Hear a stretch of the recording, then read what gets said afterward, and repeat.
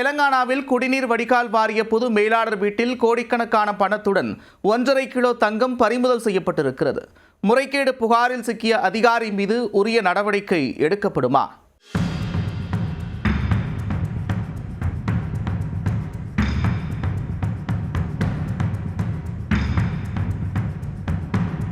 வருமானத்திற்கு அதிகமாக சொத்து சேர்த்த அரசு அதிகாரியின் வீட்டில் கட்டுக்கட்டாக பணம் மற்றும் தங்க நகைகள் பதுக்கி வைக்கப்பட்டிருந்த காட்சிதான் இது. சுமார் 100 கோடி ரூபாய் மதிப்பில் சொத்துக்கள் வாங்கி குவித்து தொழிலதிபர் போன்று உலாவிய அதிகாரிக்கு கைகாப்பு போடப்பட்டுள்ளது. அப்பாவிகளை ஏமாற்றி கோடிக்கணக்கில் மோசடி செய்தவர் சிக்கியது எப்படி?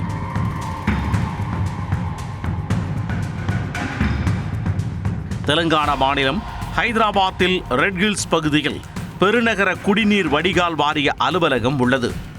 அங்கு SL குமார் என்பவர் பொது மேலாளராக பணியாற்றி வந்தார்.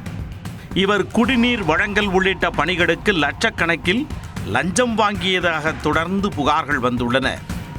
இதனால் அவர் லஞ்ச ஒழிப்புத் துறையின் கீழ் தீவிர கண்காணிப்பு வளையத்திற்குள் வந்துள்ளார்.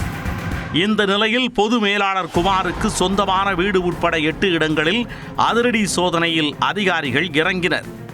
அப்பொழுது வருமானத்திற்கு அதிகமாக சொத்து சேர்த்த வழக்கில் அசையும் மற்றும் அசையா சொத்துக்களின் ஆவணங்கள் கண்டுபிடிக்கப்பட்டன.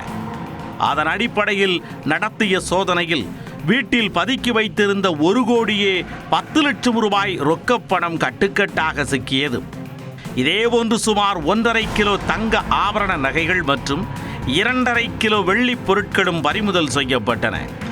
தொடர்ந்து மேற்கொண்ட விசாரணையில் குடிநீர் வடிகால் வாரிய அதிகாரிக்கு சொந்தமாக ஹைதராபாத்தில் 3 அடுக்குமாடி குடியிருப்புகள், 6 இடங்களில் காலி மனைகள் மற்றும் நிஜாமாபாத் மாவட்டத்தில் 3 ஏக்கர் நிலம் உள்ளது தெரிய வந்தது. இவற்றின் மதிப்பு சுமார் 100 கோடி ரூபாய்க்கு மேல் இருக்கும் என்று கணிக்கப்பட்டுள்ளது. இதையடுத்து அவரை கைது செய்த லஞ்ச ஒழிப்புத் துறையினர் தொடர்ந்து விசாரணை மேற்கொண்டு வருகின்றனர்.